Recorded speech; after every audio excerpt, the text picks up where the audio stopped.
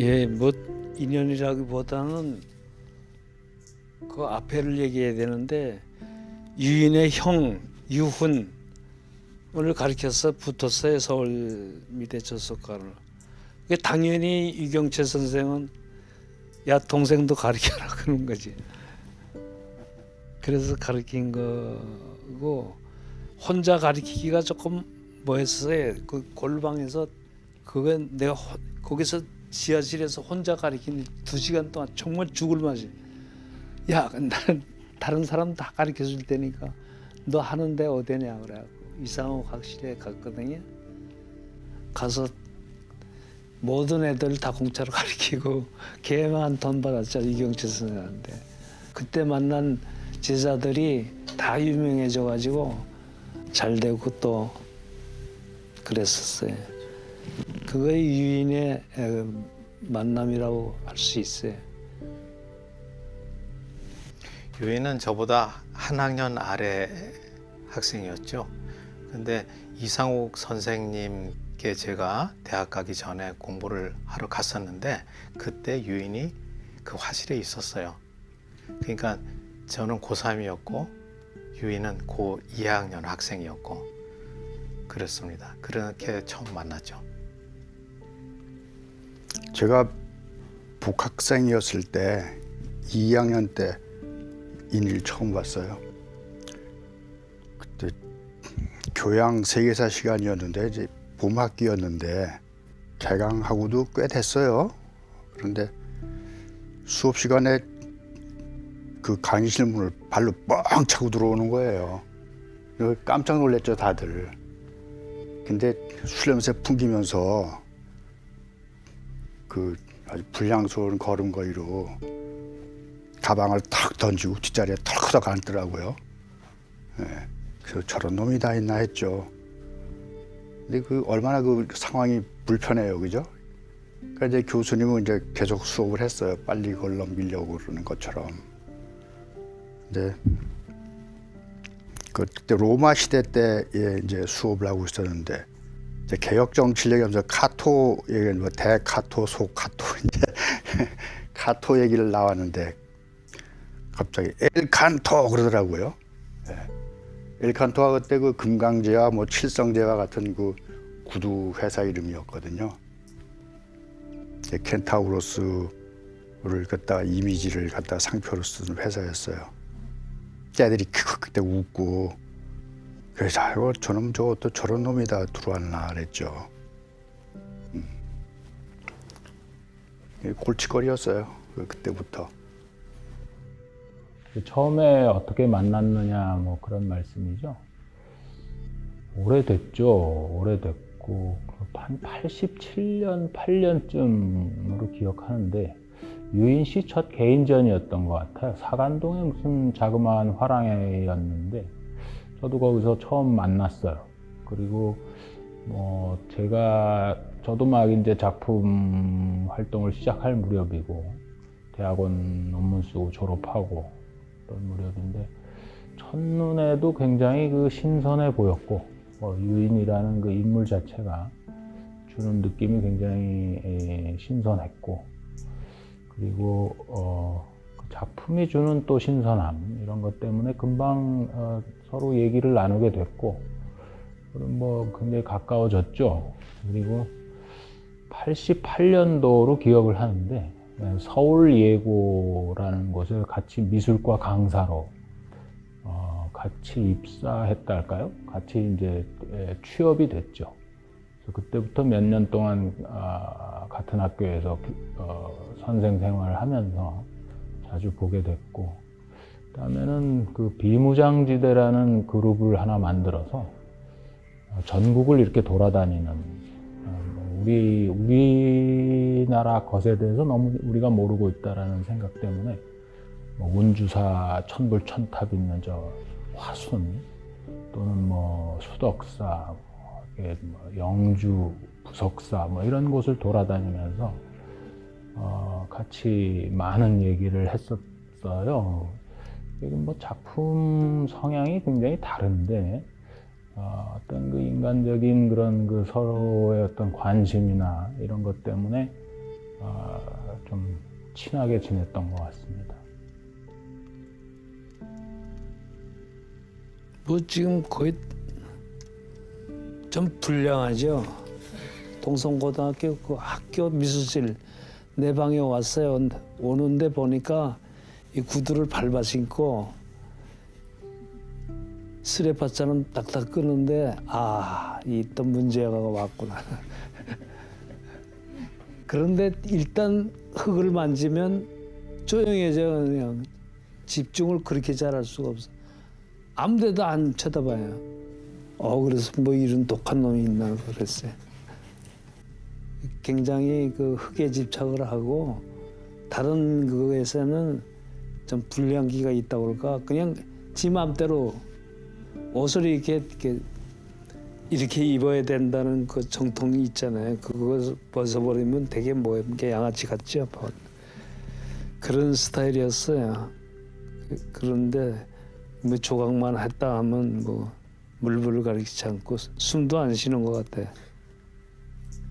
그런 극단적인 성격을 가지고 있고. 제가 기억하는 거는 다른 분들하고 조금 다를 수 있어요. 왜냐하면 대학 가기 전 유인이 있고, 그 다음에 대학 다닐 때 간간히 교정에서 만나는 유인의 모습이 있었고, 그리고 졸업하고 저는 유학을 가서 한동안 국내에 없었기 때문에 못 봤어요. 그리고 돌아와서 본 유인의 모습, 그게 마지막 모습이 되는데, 그렇게 세 부분으로 나누어 볼 수는 있는데 굉장히 그 장난기가 심하다라는 생각을 했고요. 뭐 유쾌한 또 통쾌한 그런 부분도 있었습니다. 그래서 처음에 화실에서 본 유인은 굉장히 그 귀여운 얌전한 학생 같은, 전혀 말이 없었고, 또 때로는 그 이상욱 선생님께서 나 쟤 뭐 좀 이렇게 형태를 잡는 걸 좀 이야기를 해줘라 뭐 이러면은 이야기를 해요. 그러면 아무 말 없이 듣기도 하고, 그 얌전한 그런 학생이었고요. 그 다음에 대학 가서는 늘 길에서 교정에서 학교 부근에서 만난 유인은 술에 취해 있었다는 거죠. 그리고 제가 아마 만만해서 그랬는지 모르지만 저만 보면 술값이 필요하니까 내놔라 뭐 그런 일이었죠.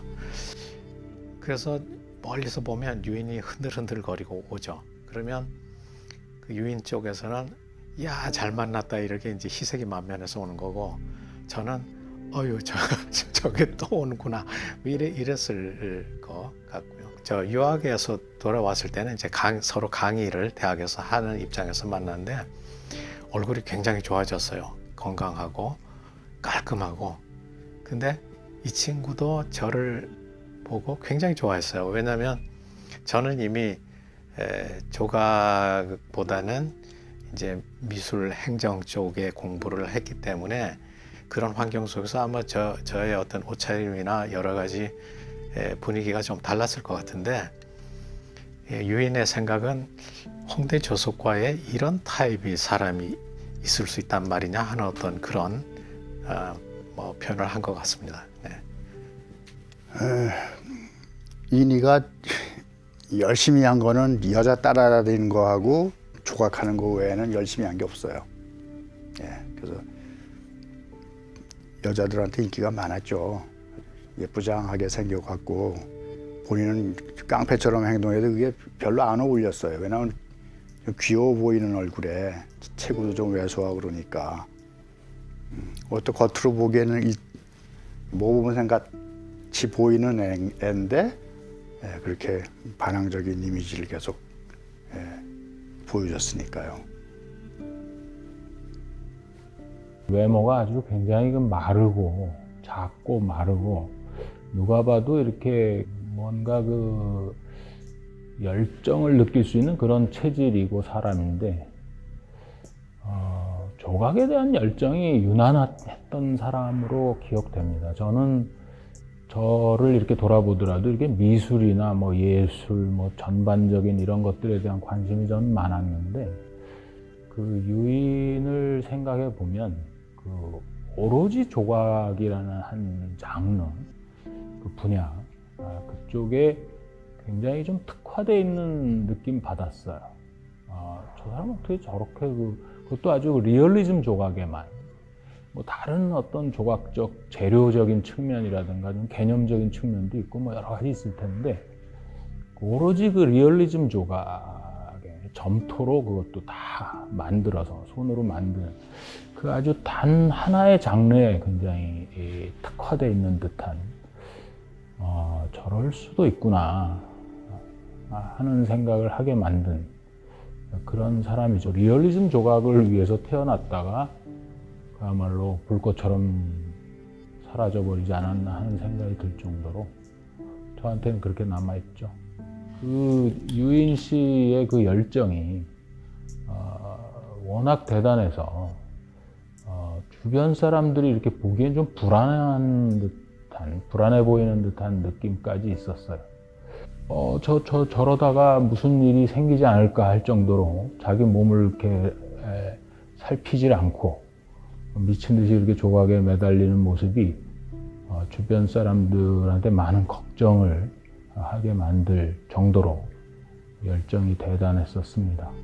주변의 사람들이 유인을 개인적으로 아는 사람들, 아마 유인을 개인적으로 좋아하는 분들이 굉장히 많은 걸로 알고 있는데 저도 그 중에 하나였고 그것에는 그의 그 작품에 대한 열정도 있지만 유인이라는 사람이 갖는 그 아주 좀 섬세한 매력 같은 게 있어요, 성격이.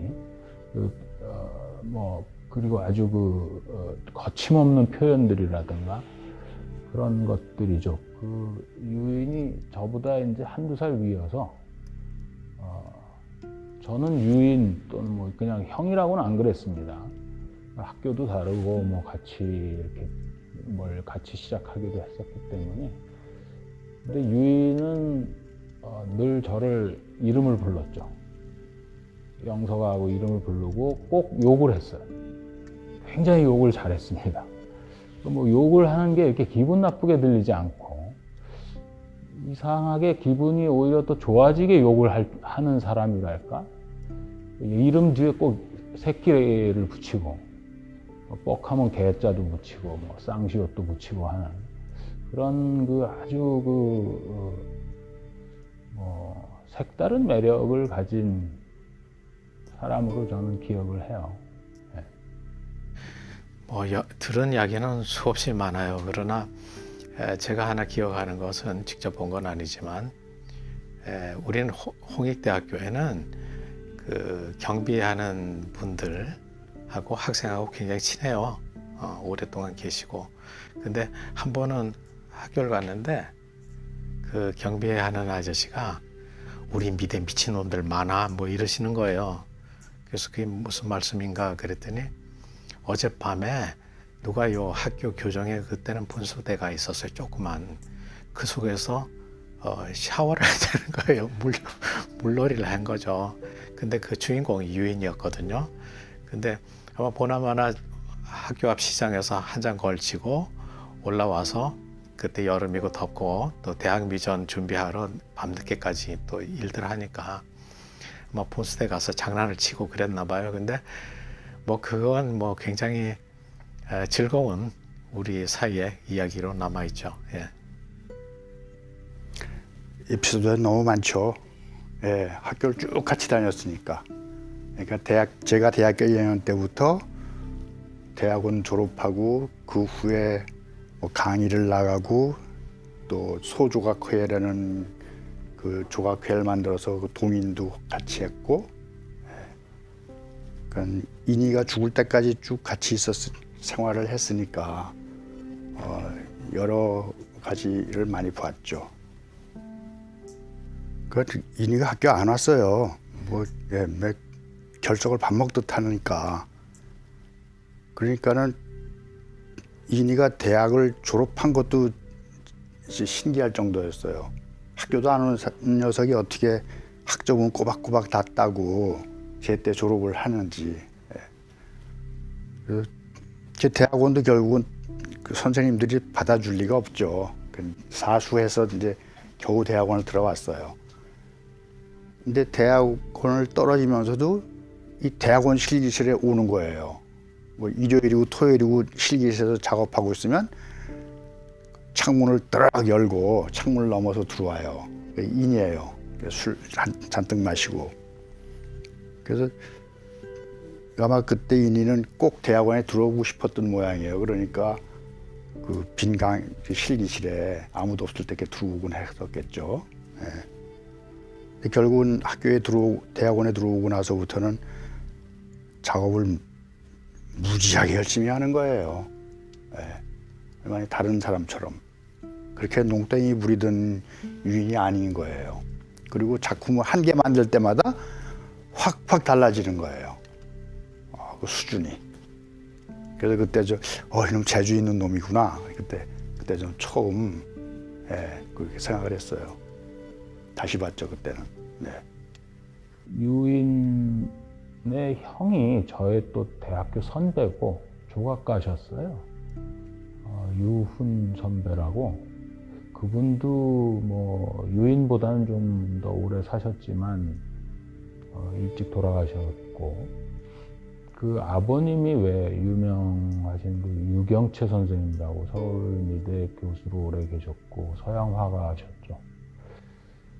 제가 그 분들을 다 뵀었는데 유인이 살아있을 때 그 작업실에 한번 놀러 오라고 그래서 작업실에 이제 간 기억이 있어요. 저는 몸도 안 좋은데 뭘 이렇게까지 하느냐, 너무나 큰 조각을 만들고 있었는데 전 좀 몸 좀 살펴가면서 해라, 그런 얘기를 했는데, 그렇게 그 무슨 표현하자면 무슨 원숭이가 나무 위에 올라가듯이 아주 굉장히 빠르게 그 거대한 조각 위로 올라가서 두들기고 만들고 하면서 그 위에서 저하고 얘기를 해요. 그 동료가 왔으면 내려와서 차도 한 잔 좀 타주고 그럴 만도 한데 그런 말도 없고 위에서 그냥 계속 조각을 만들면서 대화를 하더라고요. 이제 같이 뭐 자그마한 그룹을 하나 하고 있었기 때문에, 그룹이라기보다는 뭐 이렇게 그 모임 같은, 아까 말씀드렸던 그런 비무장지대라는 그런 모임이었는데, 그 행사에 관한 얘기를 하고 뭐 이러는데 내려오질 않더군요. 이렇게 자기가 조각 전시가 뭐 언제까지인데 급하다고 하면서 그 모습을 이제 저는 그러니까 계속 올려다보면서 이렇게 대화를 했더니 오래 기억에 남아있죠. 자기 몸보다도 더 뭐 큰 듯한 그런 두상 머리 같이 생긴 위에서 조각을 만들면서 이렇게 하는 모습을 보면서 얼핏 그런 생각을 했어요.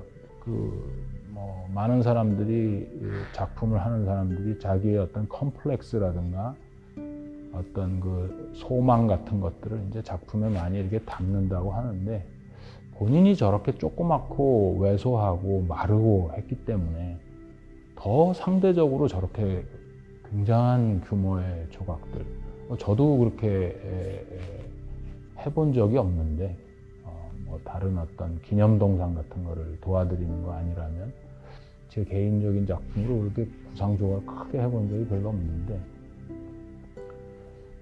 그런 것들이 이제 상대적으로 저에게 기억에 남아있고.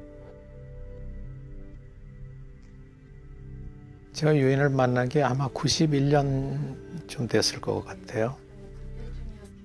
그러니까 그때 한참 뜨겁게 작업을 할 때죠. 글쎄 그 당시는 아직 뭐 상당히 열심히 하고 뭐 대학에 강의하는 그분들이 다 작업하시는 분들이었기 때문에 사이에서 그룹 활동도 하고 그런 왕성함, 뭐 그렇게 평가가 되었던 것 같고요. 그러니까 그때는 우리나라 그 미술 분위기가 추상 일변도였어요. 그래서 구상 작업을 하면 넌 뭐 저기 가보게 역대 사람이냐 뭐 이런 소리 듣고, 넌 뭐 지금 뭐 김복진 시대니? 그러고 그랬었어요. 그런데 특히 홍대는 구상을 많이 안 하고 추상을 더 많이 하는 분위기였는데 그때 전하인이나 뭐 상욱이나 이런 친구들은 쭉 구상을 했어요. 그래서 이제 물론 소조각회도 같이 만들게 되고 그랬죠. 예. 근데 인이가 왜 구상을 했는지 그건 잘 모르겠어요. 예. 아마 그때 그 시류에 민감하거나 하다거나 또는 뭐 그랬으면 아마 추상했겠죠, 그 친구도. 네. 근데 어쨌든 구상 작업을 했고, 그리고 그 당시 저희들을 지배했던 어떤 미학이라고 할까 그런 게 그 모더니스트 강령에 의한 것이었기 때문에 구상 작업은 좀 시대에 뒤떨어진 것이 많다. 또 특히 인이의 작업의 경우에는 엄청 그 과장돼 있고 그 과잉돼 있고 그래서 저도 인이한테 그런 얘기를 몇 번 했었어요. 형, 내 작업 좀 봐줘, 어때? 이렇게 물어보면 그 얘기를 꼭 했죠. 야, 힘 좀 빼라. 부담스럽다. 근데 한 번도 제 말을 들어주지 않았어요. 지 고집대로 했죠. 네.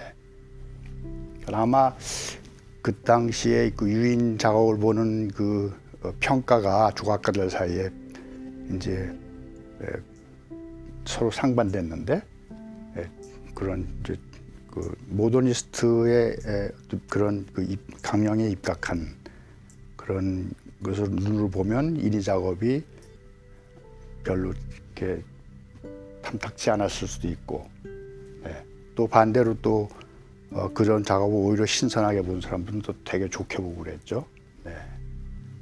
네, 그때 엇갈리는 게 있었어요. 상당히 관심을 가지게 만드는 조각들이었고, 근데 생각보다 이렇게 그 사회 또는 매스컴에 뭐 이런 그 폭발적인 관심을 끌지는 못했던 것 같아요. 제 생각에는 그런 질문을 받으면서 드는 생각은 당시에 한국의 80년대 후반, 뭐 90년대 초반의 그 한국 미술계가 현대미술, 뭐 모더니즘 이런 그 현대미술의 어떤 계보, 계통 이런 쪽하고 70년대 등장했던 80년대 굉장히 그 많이 성행했던 그 민중미술이라는 계열, 이런 그 계보와 계열이 워낙 그 첨예하게 이렇게 맞부딪히던 시절이기 때문에 유인의 작업이 신선했지만 그렇게 이슈화되지 않았던 이유는 그런 것 같아요. 그 속에서 민중미술 쪽으로 보기도 굉장히 애매하고 현대미술의 어떤 그 프로세스로 이해하기에도 상당히 뭐 이게 어렵죠. 그렇게 풀고 나갈 수 있을 만한 여력이 그때는 없었던 것 같고, 지금으로서는 뭐 여러 가지 이렇게 접목시켜 볼 수 있는 부분들이, 개연성들이 이렇게 있어 보이는데 그때는 제가 보기에는 그럴 여력은 한국 미술에 없었던 것 같아요.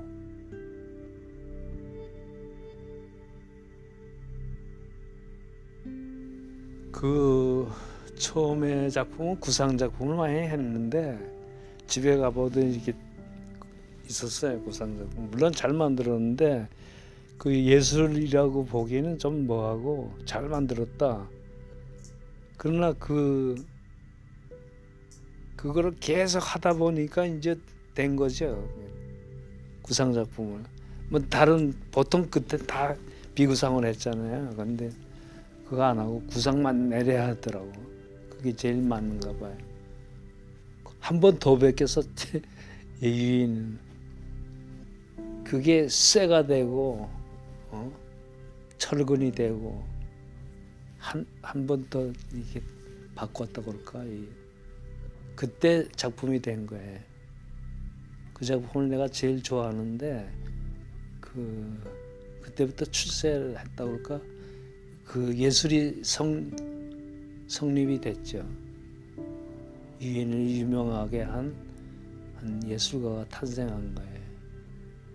극히 영웅적이죠. 보면. 내용을 보면 이렇게 뭐 요염한 여인이 아니고 사람이 아니고 뭐 실합적인 그런 것도 아니고 그 자체가 역사적이고 영웅적이에 보면 새로운 예술이라고 지금까지 나타난 것 중에 보면 그렇게 어떻게 보면 조금 비극적이기도 하지만은 그 영웅적인 쪽이 더 많아요. 역사적이고. 글쎄 제가 뭐 덧붙여서 이야기를 하면 조각이라는 것은 다른 매체하고 많이 틀려요. 뭐냐면 사진, 그것도 옛날 필름 사진이 아니라 요즘 디지털 사진은 찍는 순간 결과를 확인하잖아요. 조각이라는 것은 그렇지 않아요. 그러면 어떤 일이 벌어지냐면 내가 막 어떤 생각이 왔어요. 조형 충동이 와서 막 만들고 싶고 그래서 이제 착수를 하죠. 그러면 어떤 일이냐면 준비를 하고 하는 흙을 준비하고 개고하는 중간에 시간이 많이 흘러가잖아요. 그러면 그 느낌이 많이 깔아앉아요. 그리고 또 다른 생각이 나요. 그래서 원래 생각했던 거하고는 전혀 다르게 진행이 되는 경우도 있고 또는 미완성으로 그칠 때도 많고 그렇거든요. 그런데 유인 같은 경우에는 지나고 보니까 그 순간이 상당히 밀도 있게 계속 오랜 기간 지속이 되었다라는 생각이고요. 그 다음에 굉장히 속도감 있게, 그래서 속도를 생각할 수 있는 작가가 유인이지 않겠는가를 생각을 해요. 그건 또 무슨 이야기냐면 누구나 이제 충동을 받고 이렇게 그림도 그리고 하는데 그걸 이제 뭐 천재성, 영감을 받았다 뭐 이런 이야기를 하죠. 그런데 대개는 그것이 띄엄띄엄 이루어져요. 그리고 방향도 다 틀릴 것이고요. 근데 유인 경우에는 그게 어느 순간에 어느 기간에 한 10년 정도로 지금 생각하죠. 83년에서 한 93년 이렇게 듣고 있는데 그 순간에 무언가가 본인이 말로 표현을 안 했다 하더라도 무언가가 분명히 이룩해야 될 어떤 세계 가치가 내재하고 있었지 않느냐. 그리고 마음이 급했어요. 그래서 그랬는지 또 왜 이런 거 있지 않습니까? 전통 화가들 보면 몇 시부터 몇 시까지 그림 그려야지 해서 시작해서 끝나는 게 아니라 어느 순간에 때를 기다리고 그 때가 오면은 전광석화와 같이 피를 움직인단 말이죠. 그것처럼 이 사람도 어떤 그런 속도감을 갖고 있는 작가였다는 생각을 하고요.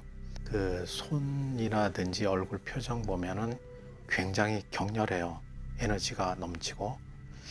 그런데 그것이 아주 오랜 동안 이렇게 만져서 다듬었다는 기보다는 굉장히 빠른 손터치에 의해서 진행이 되지 않았느냐 이런 생각을 합니다. 유인 작품을 제가 이렇게 낱낱이 뭐 분석해 보거나 그러지는 못했지만 그 유인의 작품에 등장하는 유인 작품을 너무 이렇게 그 구상 조각 또는 뭐 사실 조각 이런 쪽으로 물론 그렇게 분류할 수밖에 없지만 분류니까 그거는 그런 그 분류보다도 좀 더 이렇게 몇 페이지 좀 더 들어가 보는 게 중요하다고 생각이 드는데 그 시대에서 느꼈던 억압 같은 게 있어요. 분명히 70년대 80년대 당연히 그 뭐 군사 독재 시절이었고 그리고 뭔가를 분출하고 싶어도 분출할 수 없었던 뭐 예를 들면 뭐 하길종 감독의 바보들의 행진 같은 그야말로 시대에서 뭔가를 말하고 싶은데 할 수 없는 또는 해서는 안 되는 뭐 이런 것들에 대한 또는 불안감, 어떤 그 감정 이런 것들이 있죠. 그리고 어떤 배열이라든가 나열 또는 뭐 아주 과장된 신체의 표현을 통해서 분출하려고 하는 그런 욕망 같은 것, 뭐 이런 것들이 이제 뭐 유인의 작품 기저에 있는 걸로 다 이렇게 알려져 있는데, 저는 그 조금 좀 아쉬운 것은 그냥 무슨 요절한 천재 조각가 뭐 이런 식의 그 과도한 또는 좀 어색하죠. 그런 수식어로 이렇게 도배되는 듯한 그런 느낌들은 좀 지양되어야 될 것 같고, 제가 아는 유인은 천재가 아니에요. 절대 천재가 아니고 아주 집요하고 끈질기게 작품에서 저는 그 천재성은 별로 보이지 않는다고 생각합니다. 어떤 솔직하게 드러나는 그 노력들, 이런 것들이 더 중요하게 보여져야 될 것 같고, 마이셸 듀샹이나 이런 작가들, 글쎄요, 그 구별하기 좀 어렵지만 그런 번득이는 듯한 그런 섬광같이 뭐가 등장했다가 사라지고 뭐 이런 그 천재들이 보여주는 뭐 이상이라든가 뭐 이런 느낌은 저는 받은 적이 없어요. 매우 평이한 사람이고 아주 뭐랄까요, 보통 사람입니다, 굉장히. 그리고 거기에 좀 더 깊이 들여다봐야 될 부분은 솔직하다는 거죠. 체질이 솔직하기 때문에 가감없이 자기의 그 감수성이나 감정을 드러내는 그런 사람을 그냥 불세출의 천재 뭐 이런 식으로 하는 것은 좀 이상하다. 왜 저렇게들, 물론 이제 수사적인 표현이 쓸 게 없으니까, 또 일찍 죽었고 하니까 이제 그렇게 쓰는 말을 하는 것 같지만, 제가 보기엔 그는 결코 천재로 봐서는 잘못 짚는 것 같아요. 미술 작품으로서도. 그래서 그가 어떤 불만을 얘기하던 거를 저는 분명히 기억하고 있고, 어떤 불안감 또는 초조함, 어떤 그것으로부터 이렇게 벗어나고 싶어하는 어떤 구원의 몸짓 같은 것. 그 유인의 작품에 보면 끊임없이 이렇게 손을 뻗어서 뭘 잡으려고 하고, 그 손은 굉장히 그 과장돼 있죠. 자기 신체보다 굉장히 우람하고 과장된 손을 만든단 말이에요. 뻗어 있는 손들을. 그게 뭐겠어요? 그게 무슨 천재의 몸짓입니까? 아니죠. 그 천재의 몸짓이라고 볼 수 없고, 아주 오래 축적된 그 시간을 축적해서 그거를 과장되게 또는 뭐 아주 응집해서 그 감정을 드러내려고 했던 그런 모습으로 저는 봐야 되지 않을까, 그렇게 봅니다. 저도 50대 50이었어요. 참, 자꾸 이런 건 참 되게 좋다. 특히 사실 묘사, 또 이런 것도 그 자기 감정을 갖다 실는 것, 그런 건 참 좋았는데, 어떤 때는 너무 과장해서 막 뒤틀리고, 막 없는 근육도 만들고, 그런 게 조금 더 지적인 자세로 접근했으면 좋겠다. 그런 생각을 했었죠.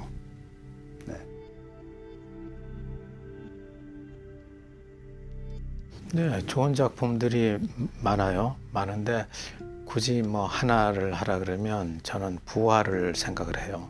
부활. 굉장히 데포메이션이 굉장히 강하죠. 그 다음에 손의 표정도 예사롭지가 않고, 그 다음에 그 왜소한 인간이지만 그 뒤에 망토를 굉장히 길게 뻗침으로 해가지고 아주 비장한 어떤 그런 느낌마저도 가질 수 있고, 그 다음에 그 공간을 압도하죠. 그 작품이 들었으면 아무리 큰 공간도 그 밀도가 생성이 되는 겁니다. 글쎄요, 유인이 워낙 많은 리얼리즘 조각들을 남겼는데, 당연히 이제 저를 주제로 만들었다고 하는 작품이 기억이 나요. 그 Y의 변이라고도 하고, 뭐 윤의 변이라고도 하는데, 세상에 그 얘기를 이렇게 인터뷰에 하기는 처음이네요. 언젠지 기억은 잘 안 납니다만, 90 몇 년도쯤, 그 유인이 떠나기 전에 그 작품을 이렇게 보여주면서 물구나무 서기 하듯 하는 그런 그 형태의 작품인데, 이게 너를 주제로 해서 만든 거야 라고 얘기를 하고, 그래서 저도 좀 놀랬고, 그런데 그 무슨 얘기냐면 당시에 저는 이제 그 미술 가지고 얘기하는 걸 굉장히 좋아했어요. 그리고 궁금한 게 많았고 모르는 것도 너무 많았고 해서 책을 보고 공부를 하고 나서는 꼭 그거를 다른 어떤 누군가하고 이렇게 토론해보고 하기를 즐겼다고 할까, 뭐 제 체질도 좀 그런 쪽이고 그런 얘기를 유인하고도 많이 했었습니다. 근데 그 유인은 그런 얘기를 뭐 논리적으로 또는 뭐 미술사적으로 이렇게 많이 하는 사람은 아니지만 제 얘기를 꽤 다른 사람들보다는 저의 그 지루한 얘기를 좀 많이 들어줬고 그리고 관심도 좀 가져줬던 것 같고 그러면서 제가 그때 이제 그 물구나무서기라는 거를 했어요. 요즘은 뭐 그런 일이 별로 없지만 그때 어떤 그 의학자의 이야기를 제가 듣고 의사였는지 아니면 어떤 학자였는지 그 물구나무 서기를 하게 되면 정신 건강에 상당히 도움이 되고 뭔가를 새롭게 생각하는데 도움이 많이 된다라는 얘기를 듣고 뭐 철없는 그 마음에 물구나무 서기를 한 상태에서 작품 구상도 하고 뭐 생각도 하고 그랬는데 그 얘기를 유인하고 같이 했던 적이 있어요. 그거를 그 사람이 비슷하게 이렇게 만들어서 유은의 변이라고 유은이 뭐 그때 이렇게 요즘 가끔 얘기하는 그 썰이라는 말 쓰잖아요. 요즘 많이 썼던 말인데 네가 썰 푸는 장면을 생각하면서 만든 거다라고 굉장히 둘이서 낄낄거리면서 웃었던 적이 있는데 그 작품이 저한테는 아마도 기억에 남죠. 이 동료 작가의 이야기를 이렇게 자기 작품으로 이렇게 표현하는 수도 있구나. 그 작품이 기억이 납니다. 저희 유씨 문호라고 그 있잖아요. 가보셨는지 모르지만 그 앞에 놓은 작품이 있어요. 그건 명작이더라고요.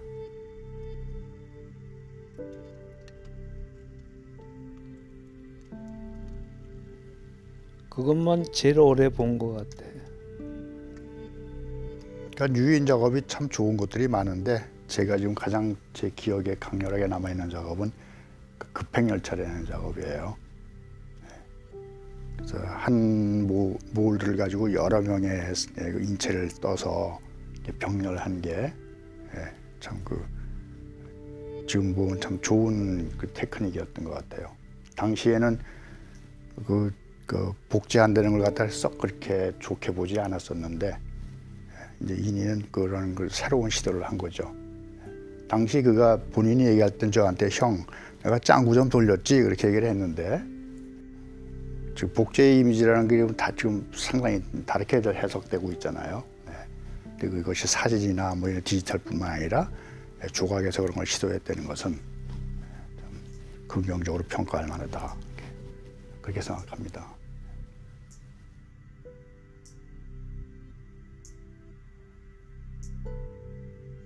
유인하고 깊은 이야기를 저는 하지 못하고 그냥 헤어진 거거든요. 그래서 아까도 이야기했지만 유인을 생각할 수 있는 세 시기로 나누었을 때 이렇게 보면 뭔가 이 사람이 뭔가 이야기할 거리가 있었는데 그도 못했고 저도 묻지도 못하고 그냥 헤어졌구나 그런 생각을 합니다. 저는 그래요. 모든 훌륭한 길을 간 작가들 보면 그렇게 휘몰아치는 아주 몰입하는 순간들이 있었거든요. 박생광 선생님 같은 경우에도 굉장히 눈에 안 띄게 살아오시다가 80이 넘으셔서 자기 세계를 펼치시는 것처럼 몇 년에 걸쳐서 해외에도 유명한 천재적인 화가들은 다 그런 모습들을 보이죠. 그랬을 때 좀 더 이 생각이 조금 더 건강함을 유지하면서 갔으면 이런 생각을 합니다. 근데 그거는 어쩌면은 제 생각대로 안 됐을 수도 있습니다. 그런 안락함 속에서 다시 작가는 더 이상 작품을 안 할 수도 있겠지만 훌륭한 작품들이 막 쏟아져 나온 거 보면 옆에서 좀 좀 돌봐준다고 할까요? 좋은 쪽으로 좀 끌어줬으면, 그리고 오래 살아서 좋은 작품 남겼으면, 이런 생각들을 하죠. 아까 말씀드린 대로 유인의 작품을 이렇게 이해하는 그 방식이 꼭 그 어떤 구상조각이라는 어떤 범주에서만 이해되지 않았으면 하는 생각이 있어요. 좀 더 감정에 관한 것들 또는 태도에 관한 것들, 그 시대가 갖는 어떤 억압이라든가 이런 것들이 어떻게 굴절되고 어떻게 유인이라는 프리즘을 통해서 이 스펙트럼이 등장되느냐 하는 그런 식의 어떤 조망들, 저는 그렇게 보기를 좀 권합니다. 한 작가는 자기가 어떻게 굴절되는지 잘 모르거든요. 그냥 표현하는 거죠. 드러내는 거고, 자기의 감정을 자기 그 소여대로, 자기의 그 어떤 감수성대로 이렇게 등장을 시키는데, 그 조각이 되든 뭐 회화가 되든 무용이 되든 음악이 되든 간에 엄혹한 시절을 겪었잖아요.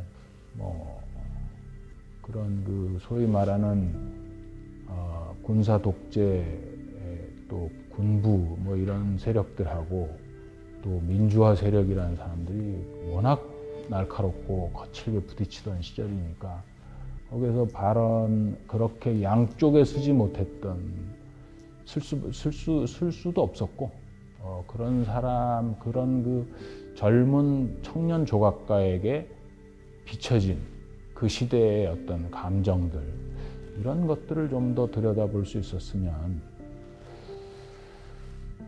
유인을 좀 더 읽을 수 있지 않을까, 또는 유인이라는 프리즘을 통해서 그 시대에 좀 덜 드러난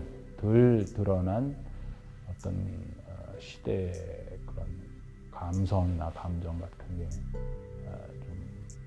드러나지 않을까, 저는 그렇게 생각을 합니다. 유인을 보편사적인 입장, 보편적인 인간의 그 감수성으로 이렇게 접근해야 되지 않을까라고 봅니다. 뭔가 자꾸 그런 쪽으로 천재였기 때문에 이렇다라는 식의 어떤 그 문제로 끌고 가다 보면 이게 곡해되거든요. 구속이라든가 왜곡, 어떤 무기력함, 그 한계를 계속 자기 한계와 자기 그 한계를 규정하려고 하는 듯한 그 프레임의 설정, 뭐 이런 것들이 계속 조각에 등장하잖아요. 그런 것들도 좀 드러났으면 좋겠고, 또 그런 열망이라든가 이런 것들이 좌절되는 듯한 그 좌절과 열망의 어떤 반복, 뭐 이런 것들도 저는 많이 읽혀지고, 조금 더 말씀드리고 싶은 것은 비극을 볼 줄 알아요. 비극을 느낄 줄 알아요. 그 시대는 분명 비극인데 뭐 제대로 할 수 있는 게 많지 않았고, 또 우리 사회가 그 정도의 어떤 수준까지밖에는 도달하지 않았었으니까, 지금하고 굉장한 차이를 보이는, 30년 됐으니까 굉장한 차이를 보이는데, 한국 사회에서 30년은 어마어마한 시간이죠. 그 속에서 어떤 그 비극적 열망 같은 것, 자기의 한계 같은 거를 느꼈던 것 같아요. 그런 것들이 가장 저는 유인을 생각할 때 뛰어난, 천재라고 부르고 싶지 않지만 뛰어난 면이 아니었느냐. 보통의 사람으로서 뛰어난 열정을 가진 작가에게 느껴지는 어떤 가장 기억나는 그런 측면, 비극을 볼 줄 안다라는 것, 그건 정말 쉽지 않거든요. 그 비극을, 예술가 한 사람이 그 시대, 이 시대에도 비극이 있잖아요. 많죠. 그 시대마다 비극이 있는데, 비극을 비극으로 볼 줄 아는 사람 참 드물어요. 물론 그거를 희극으로까지 끌어내는 사람도 있고, 또 희극적인 걸 비극으로 끌어내는 사람도 있지만 일단 비극을 비극으로 볼 줄 아는 사람이 워낙 없기 때문에 모르고 지나가기 때문에 저는 그런 면에서 유인의 그 감각을 비극을 볼 줄 알았던 작가라고 이렇게 기억을 합니다. 아, 유인. 글쎄 그 작품에 대해서 조금 내가 영웅적이고 그 저현실적이고 좀 여간 그렇게 만든 사람은 없거든요 지금까지. 그 어떤 한 부분 그 유인만 가질 수 있는 어떤 부분을 유인은 해냈고 이제 그것이 가장 유인답게 한 거죠. 막 지금 고전에 만든 것은 몰라도 지금 만든 지금이 아니겠죠. 그때 만든 이 손가락에 철근이 막 들어가고 그때가 이제 정점인데 그런 작품은 하여간 선언을 그렇게 표현하기 시작해서부터는 그 유인만이 가질 수 있는 예술성이죠. 그건 사실 그 손이 아니잖아요. 손 위에 것을 만드는 거예요. 그러니까 뭐든지 그렇잖아요. 뭐 그거 아닌 것을 만들어요.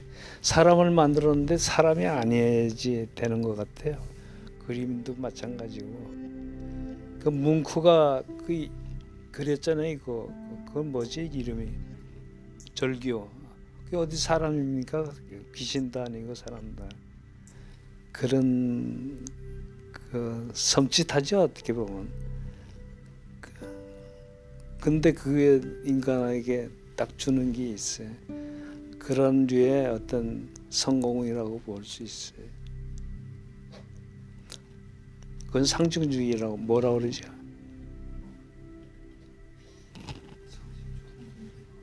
예, 뭐 상징주의지만 상징주의가 뭐 한두 개가 아니잖아요. 그 사람만 갖고 있는 그런 거지.